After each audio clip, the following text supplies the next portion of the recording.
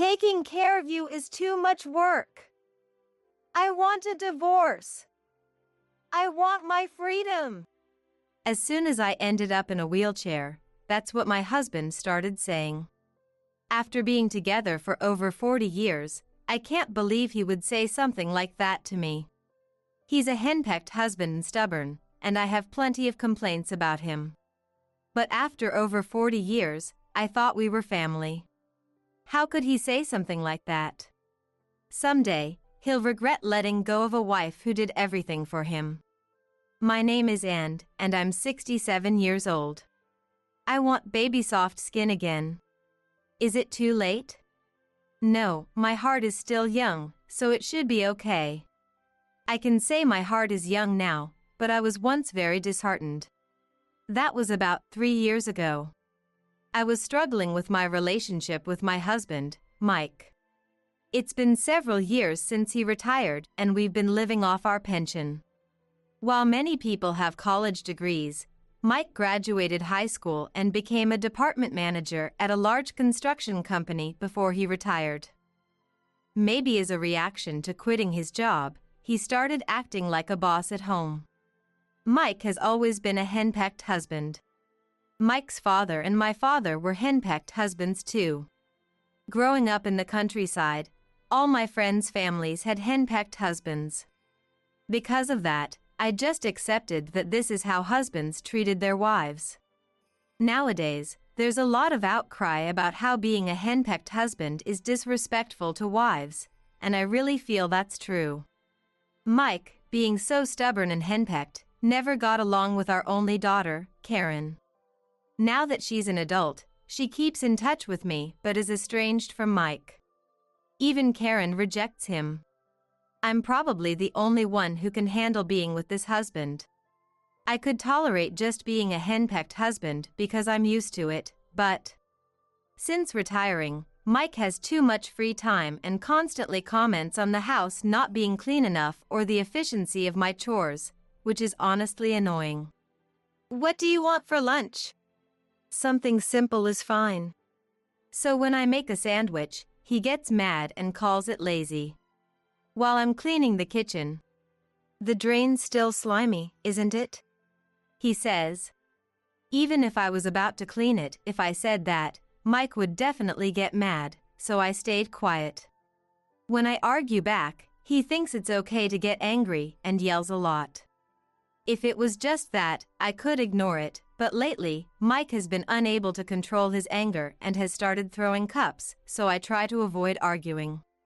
At work, he probably yelled at his subordinates with confidence, releasing stress that way. Now, without that outlet, all his anger is directed at me. One day, as I watched a TV show about gray divorce, it didn't feel like someone else's problem anymore. While shopping, I got hit by a bicycle and broke my knee, which required surgery. When the accident happened, Mike was there and looked down at me, in pain, saying, "You're exaggerating." He then quickly went home. A passerby called an ambulance for me out of kindness, and I was hospitalized. Even then, Mike only reluctantly packed the minimum necessities and some documents and handed them to the hospital reception, not even staying with me for the surgery. 2 days after the surgery, "What are you going to do about the house?" Mike finally came to visit and asked, "What? What do you mean?" And I couldn't help but respond. Since I was hospitalized, there was nothing I could do about the house, but what was this foolish husband talking about? I mean the house. I've been doing it, but what are we going to do from now on? Can you take care of it until my leg heals? You're not a baby. I was so stressed out from being in the hospital that I lashed out at Mike and told him exactly what I thought. Naturally, Mike exploded with anger. He ranted about how my neglecting the house was sheer laziness and that I lacked the necessary commitment, causing quite a scene in the hospital room. A nurse quickly came and escorted Mike out, but the other patients gave me cold, judgmental stares. However, it's tough having a hot-tempered husband, isn't it? Mine's the same way. Someone sympathized with me.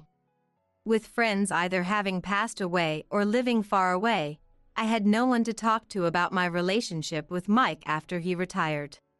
Being in the hospital was a disaster, but it was also good to talk with others about family issues and learn about their situations. It helped me see just how unreasonable Mike was being. I spent about 3 months in the hospital, undergoing daily rehabilitation, but I didn't recover as much as I'd hoped and had to leave in a wheelchair. Thanks to all the complaining about Mike I did with my roommates, I felt much better mentally than before I was hospitalized.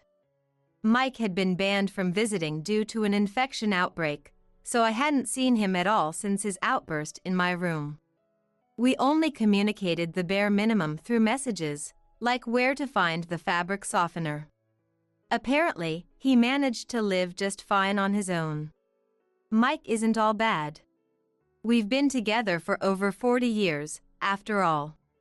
I decided not to give up on him just because he became more irritable with age and resolved to be a more patient wife who could let his words slide. But then, on the day I was discharged, even though I had informed him, Mike didn't come to pick me up. It was impossible for me, still not used to the wheelchair, to navigate the train and bus alone. I had no choice but to call a caregiving taxi to take me home, and as soon as I unlocked the door, Mike came storming out. "Why are you back?" he yelled. "Why? I told you I was being discharged today. Why didn't you come to get me?" I was so shocked. "You left me to do all the housework for months, and now you have the nerve to complain? Where's your apology?" "What? How can you say that? I had a hard time in the hospital too. We're both getting old. Can't you support me for once?" "No." Mike's refusal was absolute. "I heard at the hospital. And you're going to be in a wheelchair permanently. I won't take care of a defective person. I want a divorce because I don't want to deal with caregiving. I found out I can live just fine alone. I'd rather be alone than take care of an old person who can't do housework and can't even walk properly." Listening to his relentless complaints, I was stunned that he felt that way. Part of me had believed that despite his changed personality after retirement, deep down he was still the same as before, that our 40 years together meant we had a bond. The idea of a gray divorce had crossed my mind, but I admired the freedom those women had, and I didn't think I would choose that path.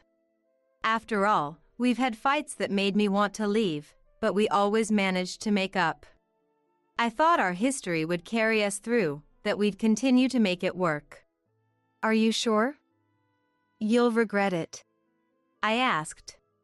"Absolutely not." And Mike declared, "Okay, fine. Let's get divorced. I'll leave today. Since you're the one who wants this, can you help me pack?" "I'll do that right away. I'm glad to be rid of you, Anne." Seeing Mike smile with satisfaction almost brought tears to my eyes, but I held them back. I couldn't believe how brief and empty my marriage had turned out to be. Just a short exchange of "let's get divorced" and "all right" was all it took to end it. After the divorce, as we had agreed, I focused on my rehabilitation and went through each day. Rehabilitation was much tougher than I had imagined, but the therapist was kind, and I made many friends around my age, which made it quite enjoyable. One day, I received a call from Mike on my smartphone. Despite several months passing since our divorce, it seemed some of my belongings were still left at the house. He asked me to come and collect them. I thought he could just throw away what I didn't need, but he stubbornly refused to tell me what was left. He also said he didn't want to mail them because the post office was too far. I felt it was a hassle, and I was scared to go to the house, so I suggested meeting at a nearby busy park instead. On the appointed day, Mike was at the park, looking terrible in a wheelchair, with greasy hair and dirty clothes. "What happened to you?" I asked, but Mike didn't answer, and instead, he looked at me. "Why aren't you in a wheelchair?" and shouted. "Well, it was just a fracture. The recovery was slow, but as you can see, I can live with a cane now. The hospital explained it to you when I was admitted, didn't they?" "Well, you didn't listen because you weren't interested, even though your wife had surgery, right?" "Yeah, that's true." "You're unbelievable. So, what's with you being like this?" "Embarrassing as it is, I have a favor to ask. Please, remarry me." I was taken aback by Mike's second proposal in my life. "Why would you even think of that?" I asked, and Mike started to explain. Apparently, the reason Mike ended up in a wheelchair was that he had fallen off his bike while riding along the riverbank and injured his cervical spine. I couldn't help but to respond. "I told you so many times." Mike loved cycling on his cross bike, but he always had the habit of going too fast. Even when he was younger, he had fallen several times and broken his ribs. His reckless riding style had often been a nuisance. "I know it's your hobby, but you should be more careful, it's dangerous," I would always tell him. Of course, my henpecked husband Mike never listened, and now, as a result, he was in a wheelchair, which was entirely his responsibility. "The hospital told me to use home care, but I don't want to be taken care of by complete strangers." "Just put up with it." "I can't. That's why I want to remarry you, and as you can see, I can't even take a shower or do laundry properly. I can't stand it anymore. Please help me." "You came here without even showering? It's already a selfish request, and you think someone would accept such a sloppy proposal? And you thought I was still in a wheelchair and wanted to remarry me just for caregiving? There's no way that's happening. I have no one else to turn to. Living with a cane would be easier than taking care of me in a wheelchair." His words were unbelievably selfish. He had always been a man who did nothing for himself and expected others to do everything for him. "I absolutely refuse. It's too much trouble to remarry. I want to be free. Got it?" I rejected Mike's proposal as if to return the words he said to me during our divorce, and he asked, "Are you serious?" "I can't believe you're serious with this proposal, Mike. It's way too audacious," I responded with a smile. "Think it over. Are you really going to abandon me in this state?" Mike shouted. "Saying I'm abandoning you is rude. Even in this state, no one would want to marry someone who relies on an ex-wife, no, a stranger. Besides, you were the one who left me first. The accident and your current state, they're all your responsibility. Live your life with greasy hair, dirty clothes, and without taking a shower forever." After expressing truths I never said even during the divorce, I added, "As I said, this is the result of your regret." Mike seemed to realize he couldn't do anything anymore and hung his head completely. At that time, I thought a day would come when he would get tired of living alone despite thinking it was easy because he was used to having people around him, but I never expected it to turn out like this. "Fine. I'll give up on and rely on Karen." "Karen? That's impossible." "What?" "Karen is living with me now. Besides, both Karen and her husband hate you. How can you think you can rely on them now?" Mike stood there dumbfounded at my words. He seriously thought he could rely on Karen. Maybe he hit his head too hard when he fell off his bike. He really has no one else to rely on. He should just request home care services. By the way, there are 3 reasons why Mike is hated by Karen. The first is that he was excessively a henpecked husband. Not only to me, but he also tried to make Karen serve alcohol during meals, and she got angry. "I'm not Dad's slave," and began to hate him. The second reason is that he repeatedly tried to introduce his subordinates to Karen as marriage partners. Of course, I stopped him, but he often brought his subordinates to our home under the pretense of just having a meal. And Karen got fed up and furious. The third reason is that when Karen was getting married, Mike heard that one of her fiancé's siblings was disabled and said, "Are you planning to make Karen take care of him?" He fiercely opposed the marriage.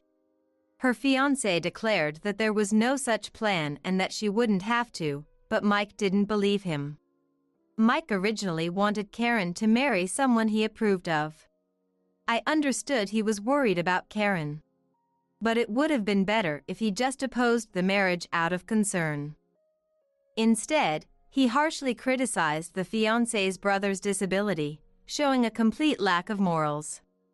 Repeating what he said then would instantly cause a big problem now.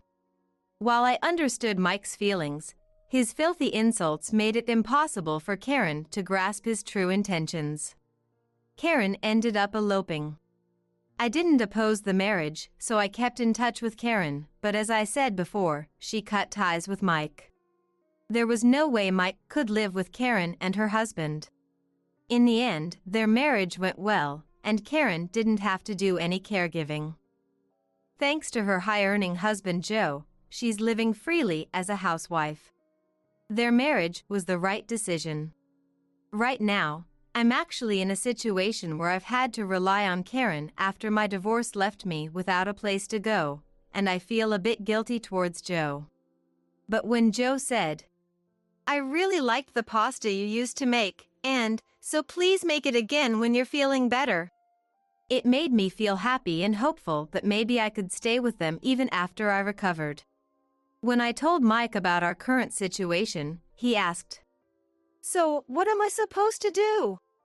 "You're not a baby, figure it out yourself." "What?" "I've got Karen waiting in the car, so I need to go now. Take care." With that, I left the scene. Considering I'm walking with a cane and he's in a wheelchair, Mike could have caught up if he tried, but he didn't. I remember him just standing there, looking stunned and defeated. Later on. "By the way, I didn't get to give you the stuff you left behind that day, so can we meet again?" Mike contacted me again. But Mike hadn't had anything with him that day, so I knew there was no forgotten item and I didn't respond to his invitation. Apparently, Mike had finally decided to hire a caregiver, but just like he did with me, he kept telling the caregiver to do this and that, and they got furious and unleashed a torrent of insults at him. Of course, that caregiver was dismissed and never came back to Mike, but this incident seemed to have traumatized him, and he's been quite distrustful of people since. People who act tough usually crumble easily when faced with real opposition. The new caregiver is kind, but Mike is still scared and probably wants me to come back. That's something I will never do. On the other hand, my leg has healed significantly, and while I can't move as smoothly as I did before the injury, I'm now able to go for walks without much trouble. I've heard that staying inactive would make my leg worse, so every sunny day, I go for walks with Karen and my grandkids. Sometimes Joe drives us to a nearby field with gentle slopes, and we all enjoy a picnic together. I had planned to move out once I could walk again, but Joe told me, "The kids are so attached to you, so if you don't mind, please stay here." So, I've decided to stay. Unlike Mike, Joe takes care of himself and even helps with the household chores. He also takes the initiative to support me, and he's truly a wonderful person. Thanks to my divorce from Mike, I'm now surrounded by such a wonderful family and I am happy. Mike, thank you. This is what I deserved all along. Have my kids already, will you? There's absolutely no joy in hearing that from someone you've severed ties with. In fact, it's downright creepy. Besides, it was Kendrick, my ex-husband, who filed for divorce on his own accord. This is just too convenient for him now. As I remained silent, Kendrick, misinterpreting my silence, laughed loudly. You just can't manage without me, can you? What? I'm already remarried, though. What? Hearing Kendrick's surprised voice, I couldn't help but laugh. I never thought you were such a bitch. His words don't affect me in the slightest. I simply told him, don't contact me ever again, without waiting for a reply, and hung up the phone. Violet, what's wrong? Well, actually. When I told my husband Matthew about the call, he immediately offered to handle it. Turns out, there was another call from someone else, and he plans to deal with it together. As I look forward to the retribution against those two who hurt me, I start making some tea. My name is Violet. I'm a 35-year-old housewife. After divorcing Kendrick about 5 years ago, I remarried. Now, I'm a mother of one child. Given how awful my marriage to Kendrick was, I feel incredibly happy now. I met Kendrick at a trading company's reception desk, where he made the first move and we started dating. Many around me got married through introductions, but my parents, wanting me to have a love marriage, supported my relationship with Kendrick. After getting my parents' blessing, the engagement and marriage happened swiftly, within a year of dating. Kendrick seemed authoritarian, but he was fundamentally kind, and our marriage was smooth at first. However, about 6 months into the marriage, Kendrick's attitude did a complete 180. Hey, dinner. What? I was confused by his sudden demand. Just yesterday, it was. What's for dinner today? Or, what should we eat for dinner? As I wondered how to respond, Kendrick raised his voice in irritation. I'm hungry. Hurry up and make dinner. But I haven't even started on the rice yet. Useless woman.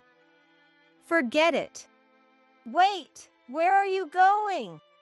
Ignoring me, he put on his shoes and left abruptly.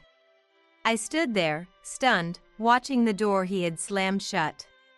Did I do something wrong? I tried to recall recent events in my head, but still couldn't figure it out. Eventually, Kendrick returned the next morning, immediately took a shower, and locked himself in the bedroom. Actually, that day was my birthday, and we had promised to go out for a meal, but I couldn't bring myself to say that, so I started doing household chores. Hey! The noise from the cleaning is too loud. Are you harassing me? No, it's just that since we're not going out today, I thought I'd clean. Not going out is your fault. My head hurts. Keep it down. I'm sorry. Looking back, it's clear Kendrick was in the wrong, but at the time, I convinced myself that I was the one who had upset him. And as Kendrick realized this, he became even more tyrannical. The food's bad, make it again. What? Got a problem with that? No, no problem. I'm sorry. Every time, whether it was about the meal or cleaning, he found fault, and I grew weary. Yet, I still loved Kendrick and believed he would become kind again. That's why I tensed up every day, making sure the housework was done. But that was a mistake. You're like a mannequin, so boring. One day, Kendrick spat out those words and left. Then, upon his return, with a triumphant look, he declared to me, I've cheated on you. What? Why? Because you're not satisfying. Got a problem with that? But we're married. Kendrick glared at me with a menacing look. And then he started yelling with a face like a demon. Do you have a problem with what I do? It's not that, but... There's no but. Don't you even know to respect your husband? Kendrick placed his hand on the wall with a bang. Being 8 inches taller than me, His action made me shrink back completely. Then suddenly, Kendrick spoke to me in a sweet, gentle voice. I don't want to do this either. All would be good if you tried harder. Right, I understand. I'll do my best. That's right. A husband's affair is the wife's fault. Hearing that, I actually started to believe it and nodded my head. After that, Kendrick began to lash out at things whenever he was displeased. And afterwards, he would always talk to me in a sweet, gentle voice, explaining, I'm doing this because I care about you. I was completely trapped by Kendrick's words, believing it was all my fault, my inadequacy, unable to escape the cycle of self-blame. Then one day, Kendrick brought home a young woman. This one's pregnant with my child, so from today, she'll live here with me. What do you mean?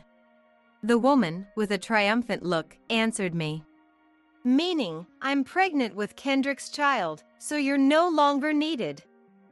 I'm Ashley, I married Kendrick, and I'll be living here from today. Suddenly being told she'll live here, I couldn't keep up. Pregnant? Married? So many things hit me all at once, and I was completely confused. I was the one married to Kendrick. We hadn't divorced. So why did this woman claim she was married to Kendrick? To this, Kendrick loudly explained the answer. I got bored of you, and I've filed for divorce. You should be thankful to Ashley for writing it for me. Thankful? You filed a divorce? What am I supposed to do? Don't care, though I'll keep you as a housekeeper if you want.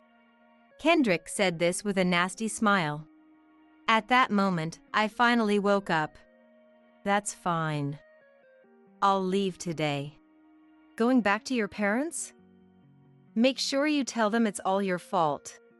No, I'll tell them everything, without hiding a thing.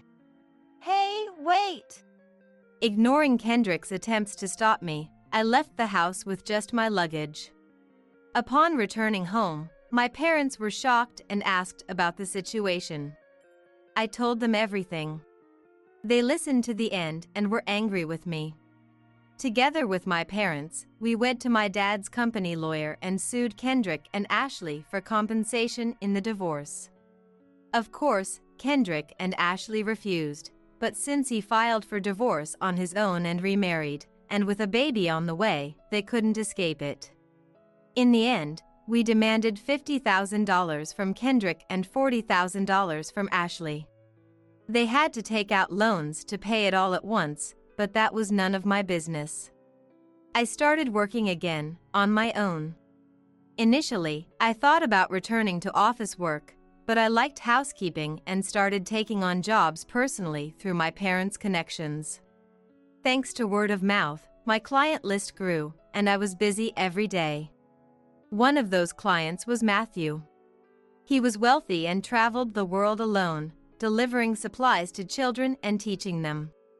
Since he was only home a few times a month, he gave me the keys and asked me to clean. Initially, I refused, but after being asked multiple times due to a recommendation from someone I knew, I agreed to clean a few times a month. Eventually, I also cleaned while Matthew was in the US. Matthew, who likes simple things, matched well with me, and we often had engaging conversations. After about 2 years of this lifestyle, Matthew said something unexpected. I like you, Violet. Would you consider dating me with marriage in mind? What? Matthew was handsome and smart, and I was sure there were better women out there for him. That's why I initially refused. But Matthew didn't give up and kept asking me out. I remember how happy he looked when I accepted for the first time. Eventually, I went on 2, then 3 dates with Matthew, and on our 4th date, he asked me again, and I agreed to start dating. He quickly introduced me to his parents and openly stated we were dating with marriage in mind. My in-laws were very kind and didn't mind that I was divorced. After dating for a year, we got remarried. And 2 months later, I discovered I was pregnant with our first child. Our marriage was smooth and trouble-free, and I quit my job, happily taking care of the housework at home. Matthew was always capable around the house, so we often did chores together. With a child on the way, Matthew decided to stay in the US. However, wanting to continue his work, he established an organization and became its president. He turned it into a corporation that generates revenue in the US to support children overseas. Making sure Violet and our unborn child are happy is my top priority. Matthew always said this, and he treated my parents with care. The peaceful days were unimaginable during my marriage with Kendrick, making me feel incredibly happy every day. Now that the compensation payments from the two were complete, they rarely crossed my mind, but one day, an anonymous call came to my mobile phone. It happened to be when Matthew was away for work, and I initially didn't answer, but the persistent ringing forced me to pick up. Hello. Violet? Who is this? It's me. You haven't forgotten, have you? His tone made my spine freeze. It couldn't be. I couldn't understand why he was calling now. Kendrick? That's right. Way to go, Violet. Being praised like that didn't make me happy at all. I wanted to end the call quickly and prompted him to get to the point. What do you want? You sound like we're strangers. Kendrick cheerfully shared his recent events. However, none of it mattered to me. This has nothing to do with me, right? Don't be like that. You must have reflected by now? Reflected? I repeated, utterly baffled. Just then, Matthew came home. I gestured to him. And at the same moment, Kendrick, laughing joyfully on the other end, got to the point. Yeah, if you've reflected, I'll take you back. Take me back? Have my kids already, will you? There's absolutely no joy in hearing that from someone you've severed ties with. In fact, it's downright creepy. Besides, it was Kendrick who filed for divorce on his own accord. This is just too convenient for him now. As I remained silent, Kendrick, misinterpreting my silence, laughed loudly. You just can't manage without me, can you? What? I'm already remarried, though. What? Hearing Kendrick's surprised voice, I couldn't help but laugh. I never thought you were such a bitch. His words don't affect me in the slightest. I simply told him, don't contact me ever again, without waiting for a reply, and hung up the phone. Violet, what's wrong? Well, actually. When I told Matthew about the call, he immediately offered to handle it.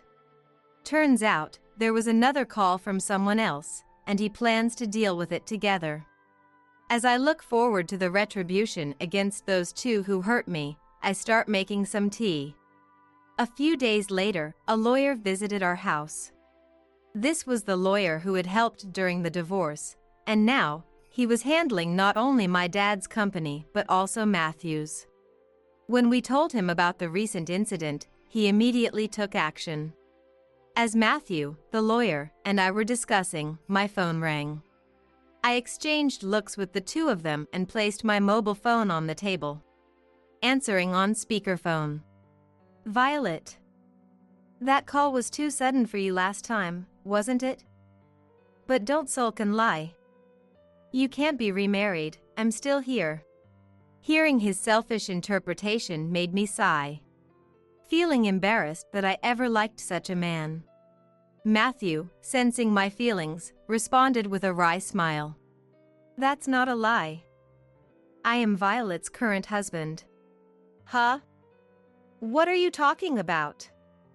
Violet, just report this delusional guy to the police. It's not a misunderstanding, we are truly married. We've even filed the marriage documents. Matthew spoke calmly throughout, while Kendrick grew increasingly irritated. I made it clear to Kendrick. What he's saying is true. I'm remarried. So, please don't contact me anymore. I told you to stop sulking. So, you've been told to say that, huh? Not at all. In fact, our lawyer is here right now. He can explain if you'd like. The moment I mentioned the lawyer, Kendrick became noticeably agitated over the phone. Then he commanded me in an annoyed tone. Then just divorce him quickly and come back. I'll forgive you if you apologize sincerely. I'll come to pick you up tomorrow. Kendrick's inability to understand was giving me a headache. That's when the lawyer spoke up calmly. Kendrick, you do know there's a restraining order against you approaching Violet? Any contact means you'll owe her compensation. What? That's expired, right? Not at all. It's ongoing. The lawyer's words finally took the wind out of Kendrick's sails. But then, Kendrick tried a softer approach, trying to persuade me. Come on, Violet. You'd be happier with me, wouldn't you? Is it really impossible? It's impossible. After all, I have a child now. What? A child? Kendrick, possibly shocked, went silent over the phone. Matthew then declared, as if delivering the final blow. I can make Violet happier than you ever could, being self-centered and authoritarian. We will not divorce, and she will never go back to you. I nodded in agreement and held Matthew's hand. And while Kendrick remained silent, I hung up the phone. For about 2 weeks after that, there were no calls from Kendrick. Just when I thought he might have given up. Our doorbell rang one day. Who could it be? I was shocked when I approached the intercom. Kendrick was there with Ashley, the woman he had cheated with. I had heard they had broken up, but it seemed they were still connected. Holding my mobile phone, I pressed the record button before responding. You know you're not supposed to come near. You. If you have money, return the compensation from the divorce. I thought people changed over 5 years, but hearing Ashley's words, it seemed they were after money. My wealth has nothing to do with returning the compensation to you. It's the same thing. How much money do you want? No, that's not what this is about. Despite their infidelity, they were boldly demanding, which was baffling. I was baffled. Then Ashley began to spill her situation uninvited. I'm engaged. To a supervisor at work, he's a great guy. I can't tell him about my debt, you understand, don't you? Congratulations on your engagement. But what does that have to do with the compensation money? I genuinely didn't understand, and my attitude seemed to have struck a nerve with Ashley. That's when Ashley, even through the intercom, began to get angry. Like I said, just pay back the money I already paid you. You're not struggling for money, are you? I heard you're rich. Ashley's hysterical screaming was frightening.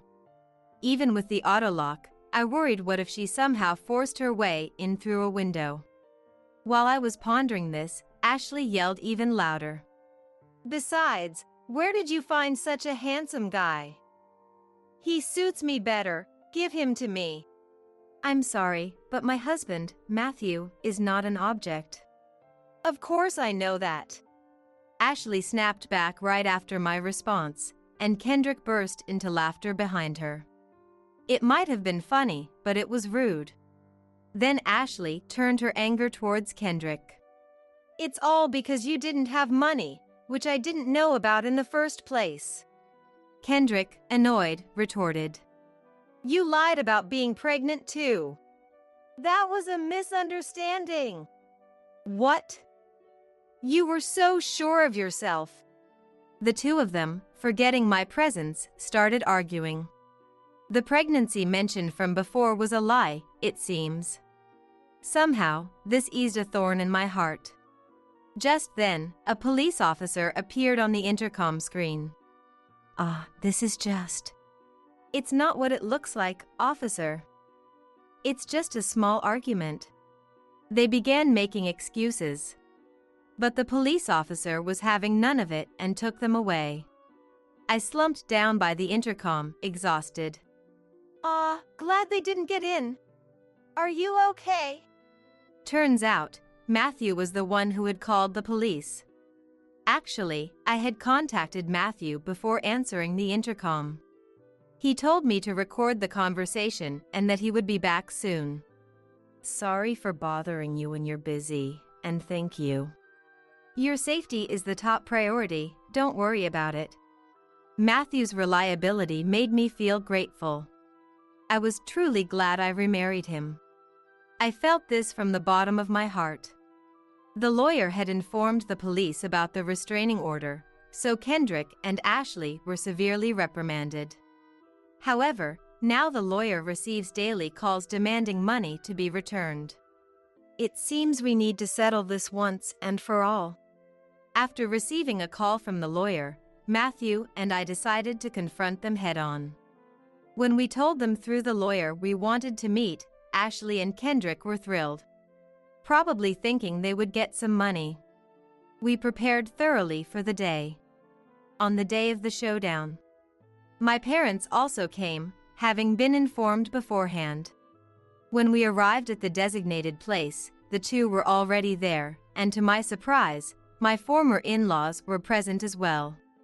The former in-laws glared at me fiercely as they saw me. Thank you all for gathering today. Let's begin the discussion.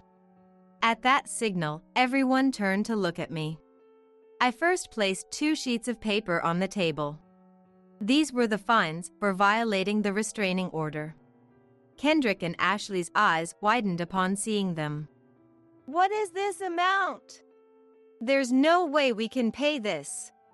The papers stated a fine of $30,000 for each of them. They complained to me in surprise. Then, ex-mother-in-law Eliza spoke up. Violet, aren't you getting a bit carried away? Excuse me? Confused, I was taken aback as Eliza laughed mockingly and began to speak fluently. We've already paid the compensation for the affair, and yet you demand more money. I thought wealthy people were more generous, but you're rather petty. Petty. Essentially, she was suggesting to drop this new claim. But even I was not willing to do that. Indeed, I'm not struggling for money, but this is a penalty for breaking a promise. They are obliged to pay. I explained this to Eliza. However, Eliza was not convinced. That's the thing, you were once our daughter-in-law, weren't you? And yet to do such excessive things. I couldn't imagine doing that. Eliza's words were echoed by nods from Kendrick and Ashley. Their unanimous agreement seemed to embolden them. Sighing, I played the recent recording. Eliza turned red in the face upon hearing it. Then Matthew pointed it out. Oh, are you embarrassed? A man almost 40 getting detained by the police outside his ex-daughter-in-law's house. I'd be too ashamed to show my face in public. Eliza glared sharply at Matthew, grinding her teeth in frustration, unable to retort. I felt I needed to say something. So I spoke up. Well, at least nothing was broken. If the statue had been damaged, it would have been a big deal. That one cost about $800,000. $800,000! Eliza's face turned pale upon hearing my words. Kendrick and Ashley's mouths dropped open. Then, it dawned on me. I had never mentioned my parents' assets to Kendrick. My parents' total assets are around $29 million, so it's not a big deal for us. But it would be troublesome for Kendrick and Ashley if they had to compensate. $29, Em? You're lying. Why would I need to lie? Realizing my words were all true, Kendrick's face went ashen. Ashley, having watched this, suddenly turned to Matthew with sparkling eyes. So, Matthew, you must be quite wealthy too, right? What? Matthew clearly showed his disgust, but Ashley kept talking to him. Indeed, Matthew's total assets were similar to my parents'. But that was irrelevant to our current discussion. So why not ditch such a demanding wife and marry me? I'm pretty, you know, and I'd look good in a dress. Indeed, Ashley was still young and beautiful, enviable even. However, Matthew looked at her coolly. No matter how beautiful you are, it's impossible for me to be swayed. To me, Violet is the most beautiful and dear person in the world. Hearing this said right in front of me was admittedly a bit embarrassing. As I blushed, Ashley glared at me resentfully. Then, I shared something I had remembered with Ashley. By the way, I met one of Matthew's acquaintances recently, who happened to be the president of Ashley's company. When I mentioned knowing Ashley, he asked about our relationship, so I filled him in. What did you say? I told him you were my ex-husband's remarried partner, but that you had quickly divorced right after. I made sure to convey that properly. At my words, Ashley's eyes widened, and then she burst into loud tears. Just being honest here, but I felt the need to give another piece of advice. Ashley, I heard you've been unfaithful again. That's not good. You should also be honest about your marital history, or you won't be able to build a trustful relationship with your partner. How could you do this to me? What? I only told the truth. I answered with a bright smile. When Kendrick brought Ashley along, I was deeply hurt. This bit of retaliation seemed fairly mild in comparison. Just then, Matthew's mobile phone rang. He answered the call, spoke briefly, then hung up. Then he addressed Ashley. Just now, the president called to inform that your engagement with his son has been called off. No! Ashley screamed and collapsed onto the table. While it was a pitiable situation, it didn't concern me much. Please ensure the payment is made, thank you. At that, Eliza, who had been stunned, became persistent. Because of you, Kendrick will have to bear another debt. Don't you feel bad? Yeah, don't you feel any guilt? I pondered for a moment. Guilt? I had only done what was necessary. There wasn't much emotion involved. Then, I remembered something I hadn't mentioned yet. That's right. Kendrick's company, it seems Matthew's company has acquired it. He'll be attending the audit report presentation next time. Please take care. What? You're lying. I don't lie, right? I sought Matthew's agreement, and he nodded affirmatively. Seeing this, Kendrick seemed defeated, unable to say anything further. However, Eliza, undeterred, tried to persist. At that moment, ex-father-in-law Tarek, who had been silent, spoke up. I'm truly sorry, Violet. Allow me to apologize on behalf of them. With that, he bowed his head, which took me by surprise. Tarek had always spoken out against Kendrick's actions and Eliza's snide remarks during my marriage.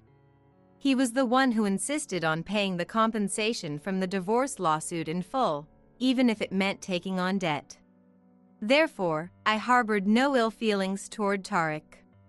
Tarek, please don't apologize. It's all right. Let me apologize. As he bowed, Eliza looked at him as if he were unbelievable. I will ensure the compensation is paid in full, even if it means taking on debt.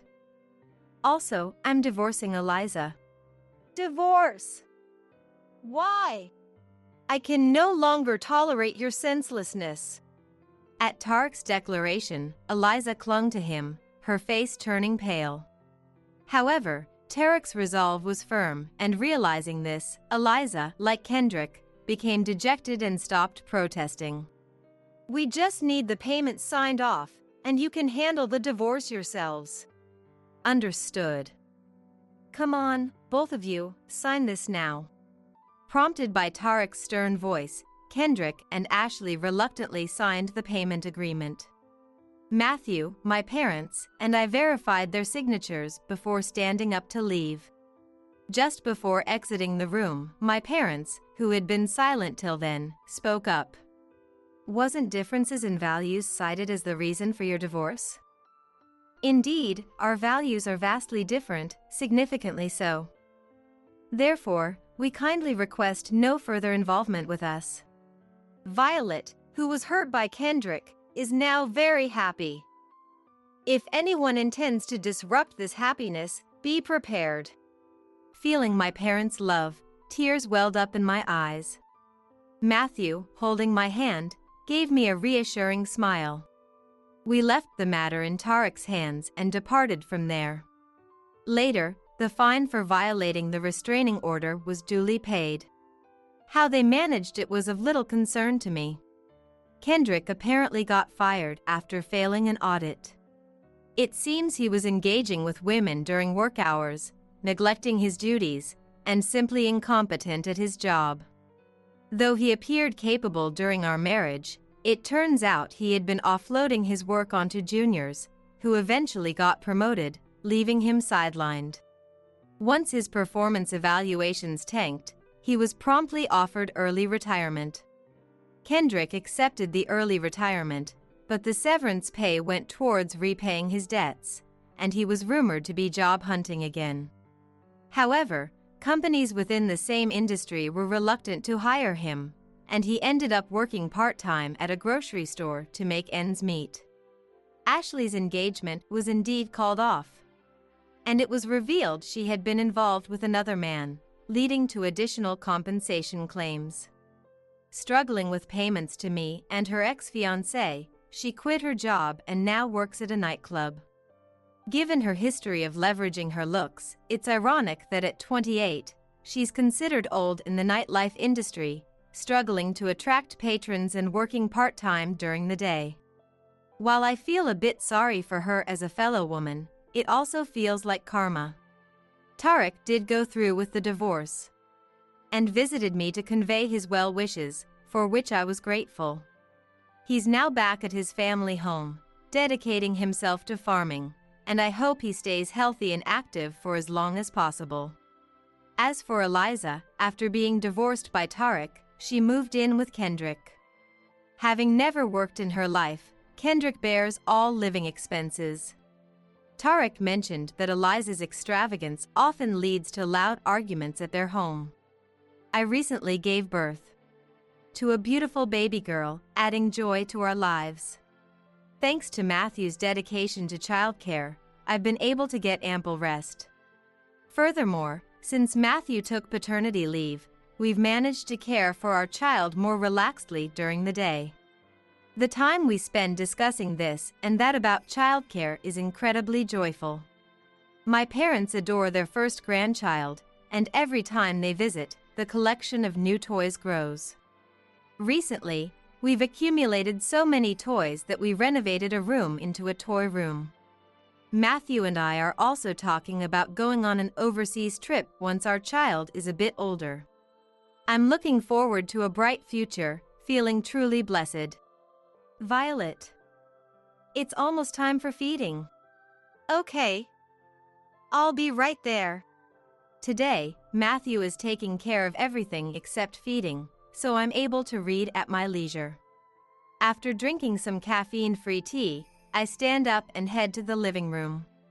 There, I see our child crying with its back arched and Matthew, looking flustered but happy.